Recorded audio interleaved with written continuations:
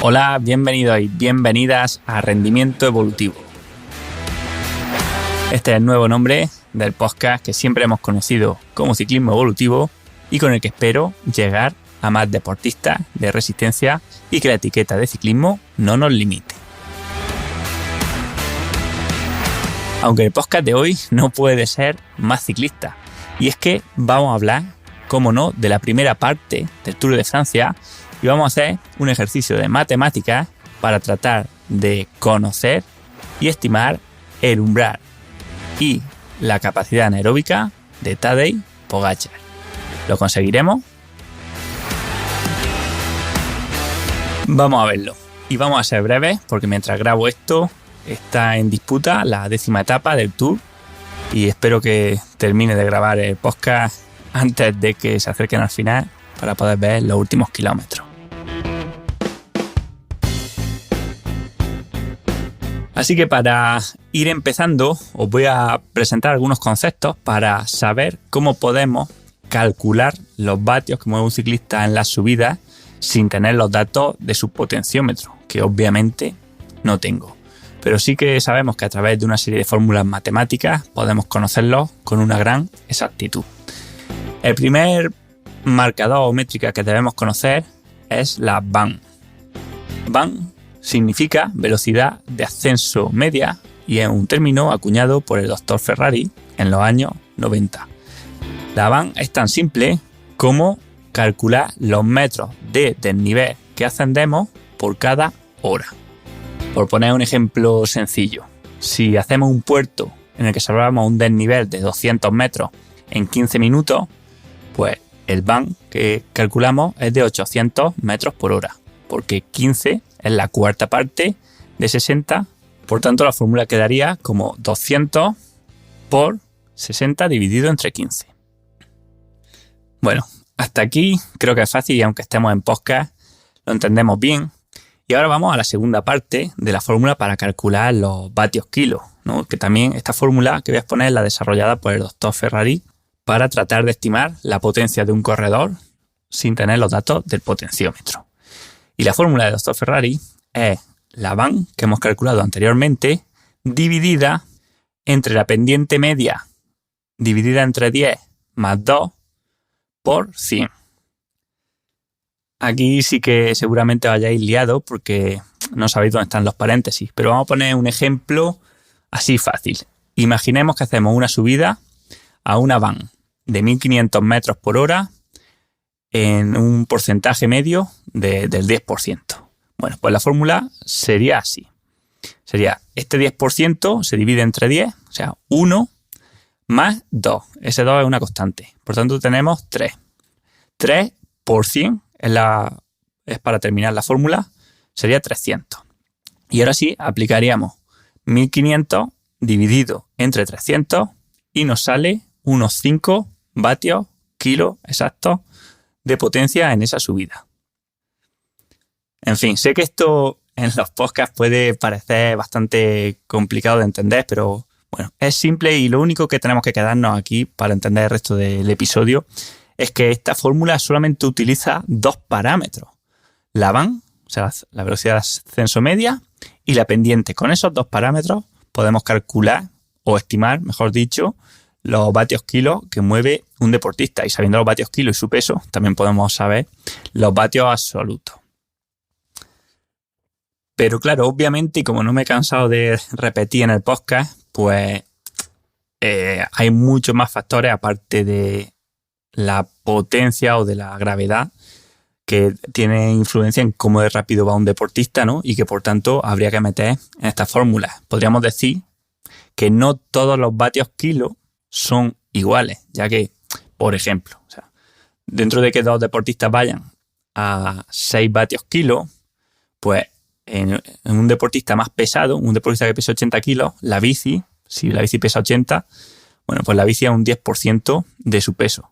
Mientras que si el deportista pesa 60 kilos, la bici ya es un 13,3% de su peso, ¿no? Esto le da cierta ventaja al corredor más pesado, pero aparte es que, excepto en rampas muy altas, la gravedad solamente es una parte de la fuerza que hay que vencer para avanzar, ¿no? También están, por ejemplo, las fuerzas aerodinámicas o el drag, que contribuye más conforme más rápido vayamos, ¿no? Y que por tanto, pues a partir de 20 kilómetros por hora empieza a tener un peso más importante en estas ecuaciones, y que en principio son iguales tanto para el corredor más pesado como el corredor más ligero.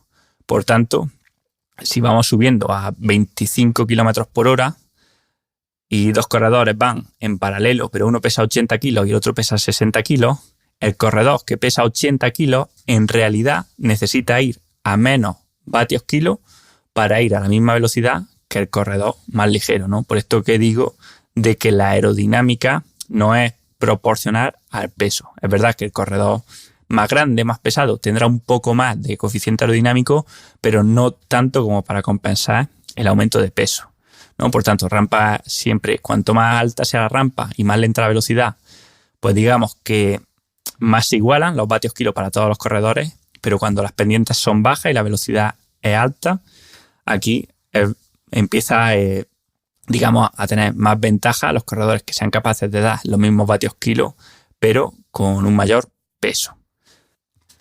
Es por eso por lo que todas las fórmulas que intentan estimar la potencia de los corredores pues son poco eficaces o poco exactas cuando la pendiente es baja y la velocidad es alta. O sea, podríamos hablar que en pendientes menores de un 5% o a velocidades mayores de 30 km por hora ya el margen de error se amplía mucho, porque, por ejemplo, la posición que lleve el deportista, si se pone de pie o sentado, afecta mucho a los vatios que tendría que ejercer. También los rebufos empiezan a tener o empiezan a estar muy en cuenta y no han sido tan estudiadas. Y lo mismo pasa cuando hacemos puertos que tienen descansos entre medias, especialmente si estos descansos consisten en bajadas, porque la velocidad de ascenso media va a ser la misma, ya sea el puerto constante o ya tenga un descanso o una bajada entre medias. Pero claro, esta bajada que no contabiliza para la van sí que hace al puerto más largo o con mayor pendiente en las partes que no son la bajada, ¿no? Por tanto, afectaría negativamente a la estimación de vatios kilo. Por eso, bueno, no todos los puertos sirven para calcular vatios kilo, y cuando hacemos estos cálculos, o mejor dicho, estimaciones, pues tenemos que andarnos siempre con mucho ojo, sabiendo que los datos pues pueden estar viciados tanto por arriba como por abajo. O sea, a veces calcularemos de más y a veces calcularemos de menos.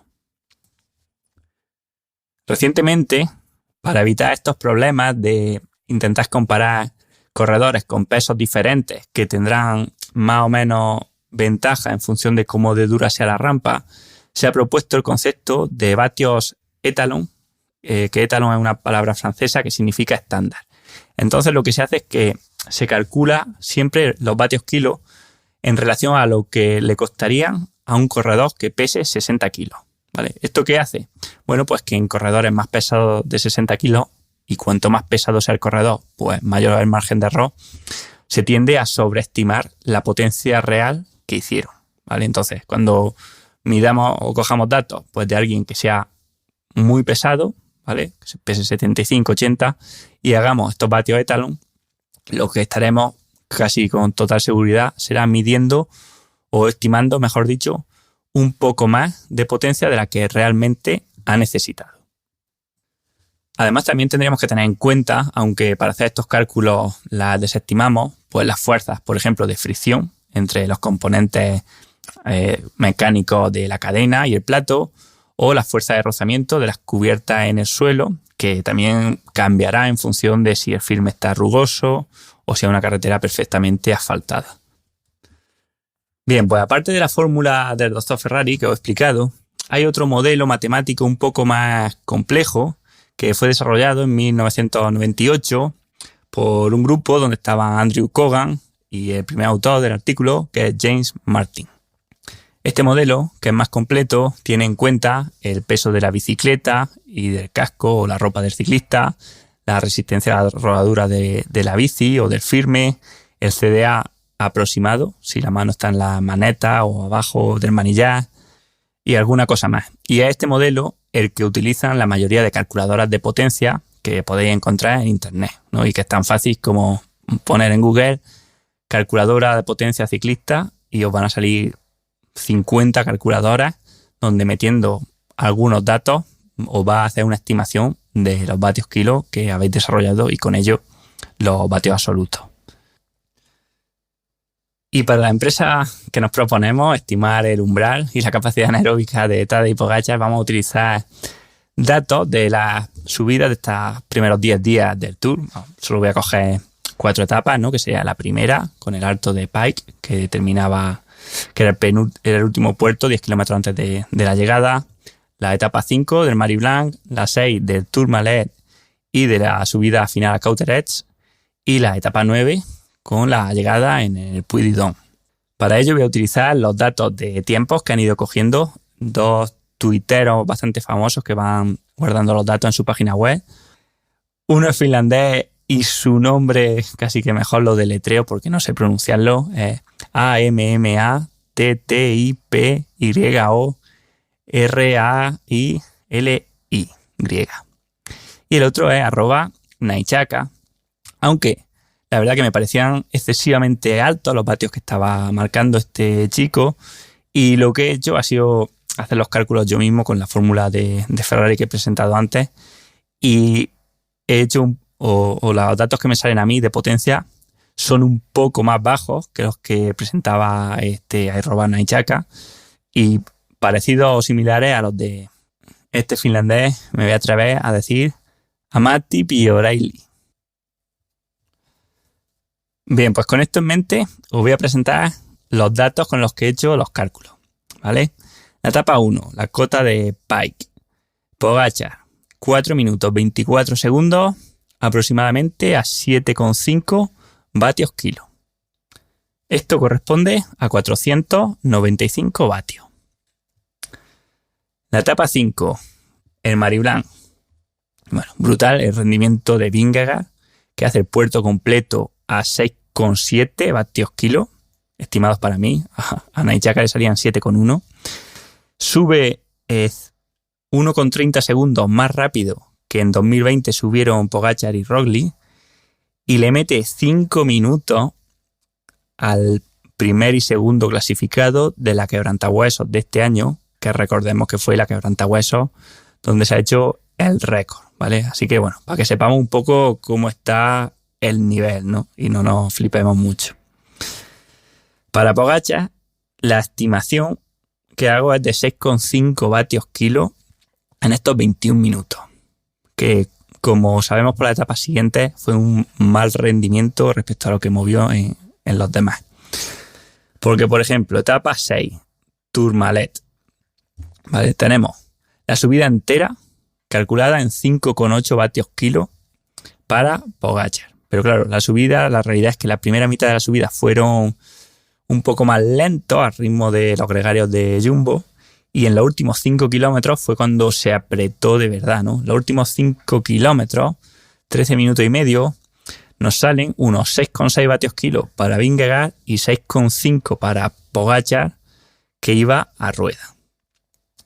Esto además lo hace a una altitud promedio de 1.800 metros, que es la altitud promedio de esos últimos 5 kilómetros, ya que el Tourmalet corona a unos 2.000, ¿no?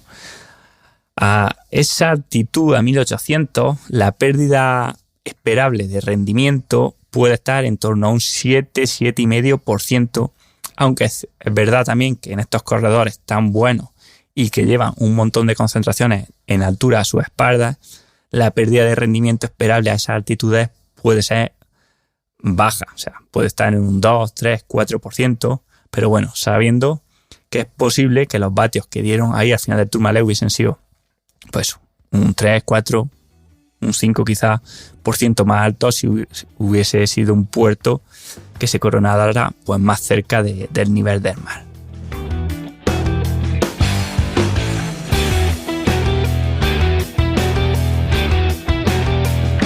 Pero es que después de esto, después de la bajada, donde fueron ruedas de Van Aert, en Cauterets, Pogačar mete 13 minutos a 6,4 vatios kilo. Que esto sí que me parece brutal después de la que se habían dado en el Tourmalet, y que nos viene a decir pues la capacidad de recuperación y de resistencia a la fatiga que tienen estos corredores, porque bueno, no lo estamos diciendo, pero estas etapas o estos puertos están ya siendo la tercera, cuarta, quinta hora de etapa, ¿no?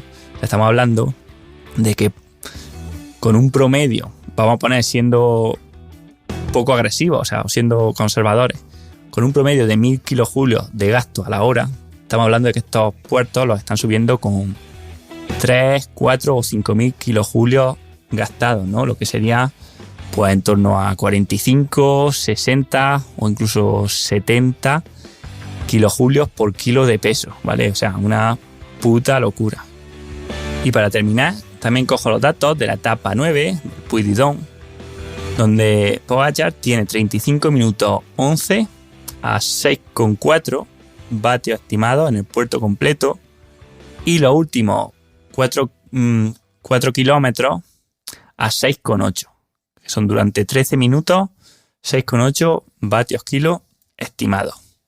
Además, en el ataque final, que ataca a 1,3 de meta, estimamos con la fórmula de Ferrari también 7,0 vatios kilo durante algo más de 4 minutos. Una cosa increíble de esto también es que están los tiempos de la última vez que se subió al Puy-de-Dôme de Perico Delgado, y Perico, que sentenció ahí su Tour de Francia, solo sube 1 minuto más lento que Pogačar en los últimos 4 kilómetros. O sea, que hubiese estado en los tiempos de Carlos Rodríguez, de Simon Yates, etcétera, con una bici que pesaría por lo menos 2 kilos, 2,5 kilos más que las actuales.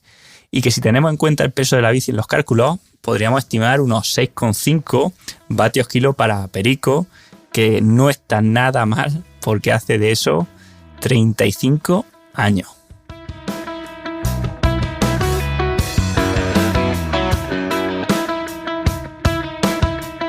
Increíble lo de Perico, y ahora vamos a pasar a calcular ya los umbrales. Pero antes de ello, quiero recordaros que si queréis aprender y profundizar mucho más sobre los temas que tratamos en el podcast sobre entrenamiento ciclista, tenéis los cursos de ciclismoevolutivo.com, donde podéis aprender sobre cualquier tema relacionado con el entrenamiento, desde el análisis de datos, como lo que estamos haciendo en este episodio, ya sea con Gordon Cheetah o WKO5. También tenemos cursos de entrenamiento de fuerza, de periodización, de diseño de intervalos o de ajuste de entrenamiento en base a nuestras percepciones y sensaciones. Echadle un vistazo porque, como siempre digo, es que los comentarios no podrían ser mejores. Ya no solo las reseñas, sino que 4 de cada 5 alumnos han hecho al menos 2 cursos. O sea, quiere decir que han repetido.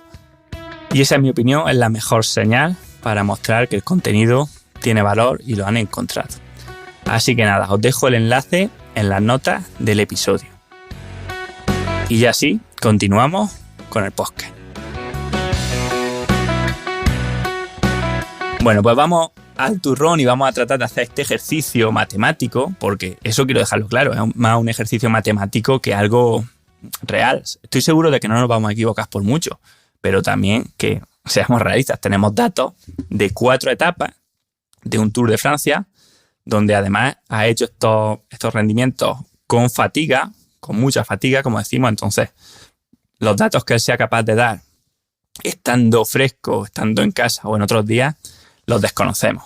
Aún y así, no creo, la verdad, que nos quedemos muy lejos de la realidad.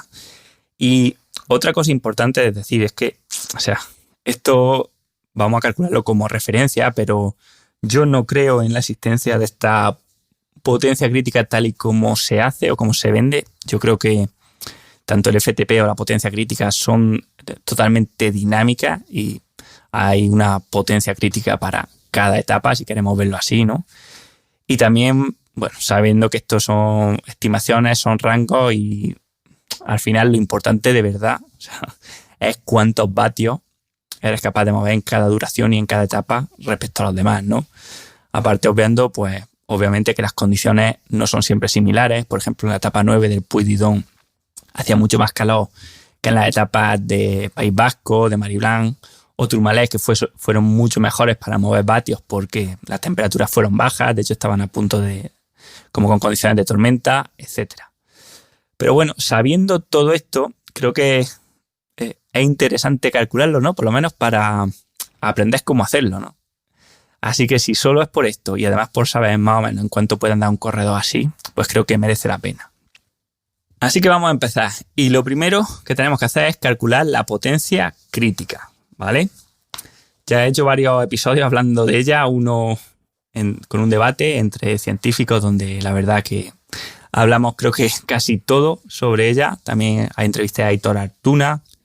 Y en el episodio de hoy lo que voy a hacer es calcularla de dos maneras. Primero de la manera fácil, que es con el modelo de 2 parámetros, donde solo necesitamos pues un esfuerzo corto de más o menos 3, 4, 5 minutos y otro un poco más largo, se suele recomendar 12, pero bueno, en este caso vamos a utilizar los 13 del Puy de Dôme, ¿vale? Entonces, ¿cómo es esta fórmula? Pues es bastante sencilla. Es multiplicar los minutos del test largo por la potencia del test largo menos la potencia del test corto por los minutos del test corto, y todo esto se divide entre la resta entre los minutos del test largo y los minutos del test corto, ¿vale? En este caso, ¿cómo lo haríamos? Pues sería, en este caso, ¿qué hacemos? Pues multiplicamos la potencia del Puy de Dôme, 448 vatios, por 13 menos 4 por 495, ¿vale? Que era lo de la etapa 1 de la Côte de Pike cerca de Bilbao. Y todo esto lo dividimos entre 9, que es 13 menos 4. Bueno, ¿qué nos sale? Sale una estimación de 428 vatios. Esto corresponde a 6,48 vatios kilo, o sea, 6,5 vatios kilo de potencia crítica. Sabiendo esta potencia crítica, podemos calcular la W', que es la capacidad anaeróbica, la cantidad de trabajo que un corredor teóricamente puede hacer por encima de estos 428 vatios que hemos marcado como potencia crítica. Hay una forma simple de medir la W', que está en las ecuaciones, que es multiplicar 0,24 por la resta entre la potencia del test corto menos la potencia del test largo. Con esta fórmula saldría 11 kilojulios de W', lo cual ya me ha extrañado porque me parecía poco para Pogačar, la verdad. Entonces lo he hecho yo de otra forma, y es que sabiendo los vatios que ha movido en la Côte de Pike, pues podemos también calcular la W' de una forma más sencilla o más rápida. Y lo que he hecho para calcular los kilojulios de trabajo que hace por encima de umbral es simplemente restarle a la potencia que hizo en 4 minutos y medio en la Côte de Pike, que fueron 495 vatios, le resto los 428 de potencia crítica. Y esta resta sale 67, lo que quiere decir que cada segundo de ese esfuerzo en la Côte de Pike estaba dando 67 vatios más que su potencia umbral. O, si lo queremos ver así, estaba gastando 67 julios. Si multiplicamos estos 67 por los segundos que ha estado haciendo ese esfuerzo, que han sido 270 segundos, que son 4 minutos y medio, nos da lugar a 18.090 julios, que da lugar, por tanto, a 18 kilojulios. Esto ya, 18 kilojulios de W', es algo bastante más realista, siendo Pogačar un corredor explosivo. Por tanto, y recapitulando, a grosso modo, ¿qué sacamos? Una potencia crítica de 6,5 vatios kilo y una W' o FRC, como la llama WKO5, de 18 kilojulios. ¿Es esto fiable o no? Bueno, es una estimación más o menos aproximada con cierto margen de error asegurado. Por un lado, por la fatiga, que además sabemos que afecta mucho más a la capacidad anaeróbica que al umbral y que por tanto lo que podemos esperar es que en condiciones de frescura o en condiciones reales esta W' sea mayor y por tanto la potencia crítica sea un poco más baja. Si yo tuviera que apostar y viendo estos datos, diría que fresco podría estar en torno a unos 6,8, 6,9 vatios kilo de potencia crítica con una W' mayor de 24-25 kilojulios.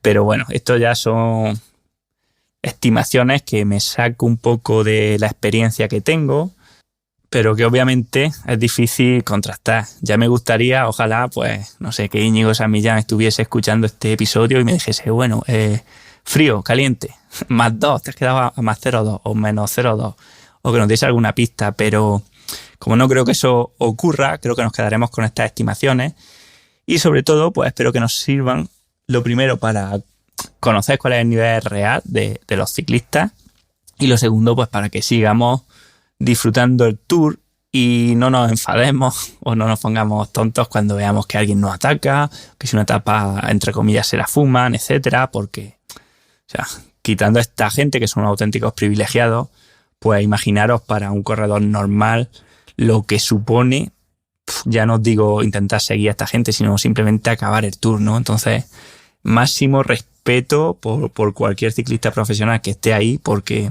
aún sin llegar a estos números, son números increíbles, son personas que están en el top 0,01% de rendimiento de la población y que se merecen que su esfuerzo no se desprestigie o no parezca bajo en relación a lo que hacen pues estos auténticos extraterrestres del deporte.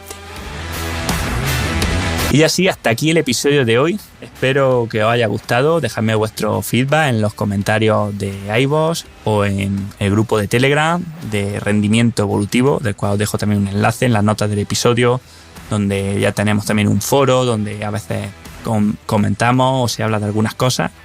Y poco más. Hasta aquí el episodio de hoy. Yo soy Manu Solarjona y esto ha sido Ciclismo Rendimiento Evolutivo. Nos escuchamos la semana que viene.